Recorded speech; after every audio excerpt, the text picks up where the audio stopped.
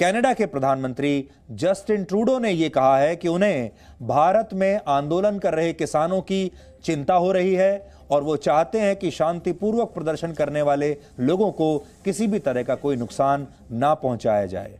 पहले आप Justin Trudeau का यह बयान सुन लीजिए और फिर हम ट्रूडो की इस तुष्टीकरण वाली राजनीति की पोल आपके सामने खोलेंगे। हम बात करेंगे कि ट्रूडो वहां कनाडा में बैठकर इन किसानों के लिए आखिर इतने परेशान क्यों हो रहे हैं। I would be remiss if I didn't start also by recognizing the news coming out of India about the protests by farmers. The situation is concerning, and we're all very worried about family and friends. I know that's the reality for many of you. Let me remind you, Canada will always be there to defend the right of peaceful protest. We believe in the importance of dialogue, and that's why we've reached out through multiple means directly to the Indian authorities to highlight our concerns. अब आप खुद सोचिए, भारत के किसान अपनी सरकार के खिलाफ आंदोलन कर रहे हैं। ये भारत का अंदरूनी मामला है, भारत के लोगों का अंदरूनी मामला है। हमारा देश एक लोकतंत्र है, हमारे देश में एक चुनी हुई सरकार है, हमारे देश में हमारा अपना प्रशासन है। हमने जैसा तय किया है उस हिसाब से हम इस देश को चला रहे हैं। हमारे देश में चुनाव होते हैं, किसानों के अपने नेता हैं, यहाँ पर सरकार है, बातचीत हो रही है। तो फिर जस्टिन ट्रूडो को कनाडा में बैठे हुए ये बयान देने की क्या जरूरत थी और क्या इसे हम भारत के अंदरूनी मामलों में कनाडा का हस्तक्षेप न माने।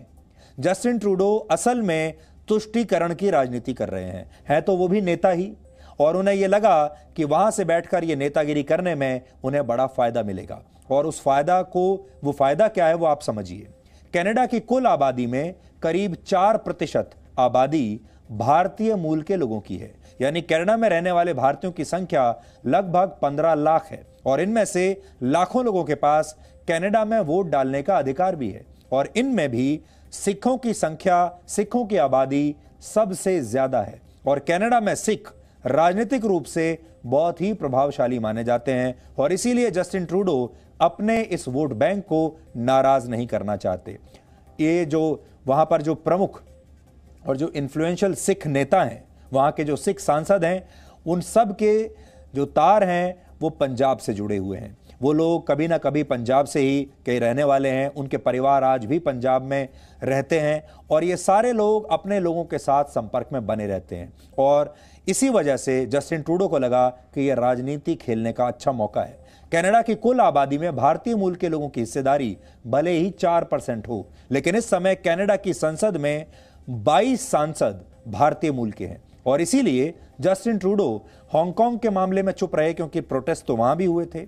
थाईलैंड में कितने प्रोटेस्ट चल रहे हैं उस पर उन्होंने एक शब्द भी नहीं बोला। फ्रांस में प्रोटेस्ट हुए, वहां वो चुप रहे। और बांग्लादेश और पोलैंड जैसे देशों में भी इतने प्रदर्शन हाल ही में चल रहे हैं, फिर भी जस्टिन ट्रूडो ने कुछ नहीं बोला।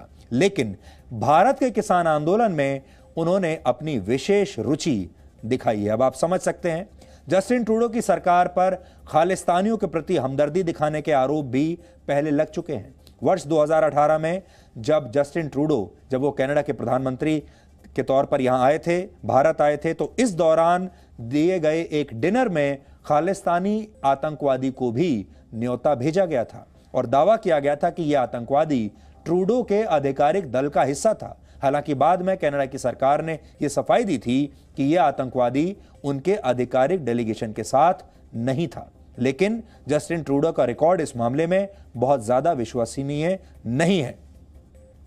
लेकिन कनाडा की सरकारों पर लंबे समय से खालिस्तानी समर्थकों के साथ बहुत नर्म रुख अपनाने के आरोप पहले भी लगते रहे हैं और किसान आंदोलन में जस्टिन ट्रूडो का कूदना भी इसी तरफ इशारा करता है।